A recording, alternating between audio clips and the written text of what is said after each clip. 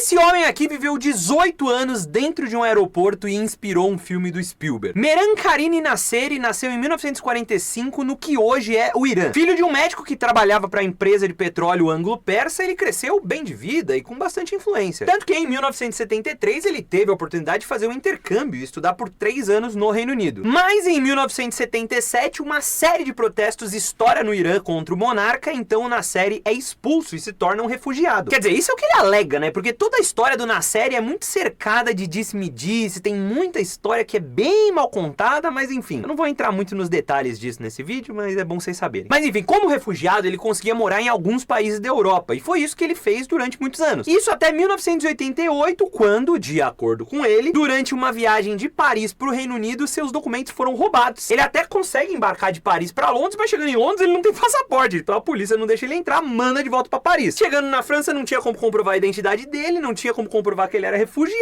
Falaram, mano, não tem o que fazer, a gente vai ter que te deixar meio que preso no terminal de embarque. Então basicamente foi assim que ele viveu por 18 anos no aeroporto Charles de Gaulle, na França. Isso até 1995, quando essa história dá uma reviravolta. Mas antes, se você tá curtindo esse tipo de vídeo de história e curiosidade, tem outros exatamente assim aqui no perfil, então é só seguir. Em 1995, um advogado francês de direitos humanos conseguiu uma autorização pro Nasseri viajar até a Bélgica, onde ele poderia tirar de novo os documentos de refugiado dele. Mas ele se negou a ir pra Bélgica resolver o problema dele, porque de acordo com ele queria ir pro Reino Unido, que era pra onde ele queria ir lá naquela viagem original de 1988. Além disso, ao longo de todos esses anos que ele passou no aeroporto, tanto França quanto Bélgica ofereceram pra ele uma residência. Ele poderia sair do aeroporto e morar no país normalmente. Mas ele se recusava a assinar os papéis, os documentos que autorizavam isso, porque de acordo com ele não queria assinar um papel onde estava escrito que ele era iraniano. Ele queria assinar um papel que estava escrito que ele era britânico. E é por isso que a história é muito estranha. Parece que muitas vezes ele relutava em resolver a própria situação, tá ligado? A família dele, inclusive, foi perguntada sobre toda essa situação que tava rolando e disseram que na cabeça deles, ele tava vivendo a vida que ele sempre quis. Por isso que ele se recusava a resolver as coisas. E essa vida desse jeito rolou até julho de 2006, aonde ele teve que ser hospitalizado e aí a estadia dele no aeroporto